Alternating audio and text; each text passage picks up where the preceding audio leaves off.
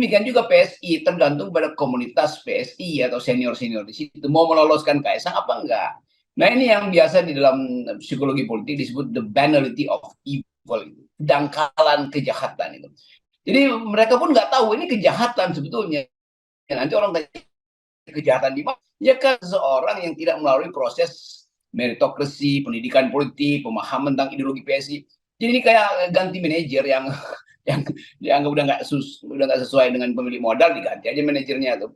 Lain kalau itu ada di dunia bisnis, bahkan dunia bisnis ada semacam kriteria. Ini dunia politik di mana kebijakan publik itu akan dihasilkan oleh partai politik. PSI itu partai politik, walaupun konyol tapi dia partai politik.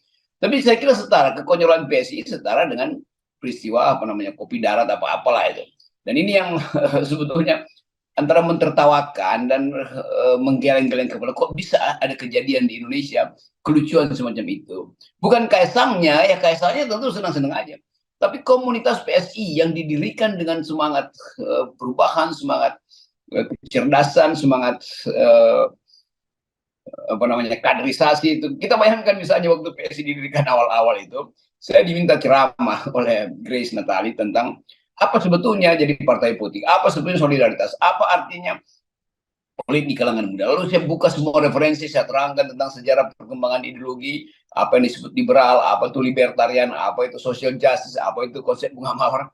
Tiba-tiba saya ingat bahwa 5-6 tahun lalu saya pernah memberi ceramah akademis tentang apa artinya solidaritas itu. Nah, sekarang yang disebut solidaritas artinya mengizinkan pesan presiden bahwa Kaisang mesti jadi ketua partai. Jadi itu sebetulnya, jadi itu yang kita sebut sebagai the banality of the intellectual, kedangkalan dari kaum intelektual. Padahal sebetulnya PSI didirikan oleh dan berisi kaum intelektual. Udah selesai itu. Jadi begini, saya coba open mind begitu ya ketika tadi malam akhirnya memang dia ditunjuk dalam kopi darat nasional tadi itu, dan kemudian ada jumpa pers, ada tanya jawab dengan wartawan, dan untung wartawannya nggak minta izin duluan ketika menyampaikan pertanyaannya ya. Ini kalau wartawannya juga minta izin juga pada Kaisang, udah benar-benar ampun saya udah nggak ngerti apa lagi. Jadi bukan hanya terjadi di dunia politik, juga dunia medianya udah nggak keruan semua itu. Tapi saya coba menyimak, pasti ada sesuatu dong. PSI tiba-tiba ada orang yang baru masuk jadi anggota kemudian dipilih menjadi ketua umum gitu.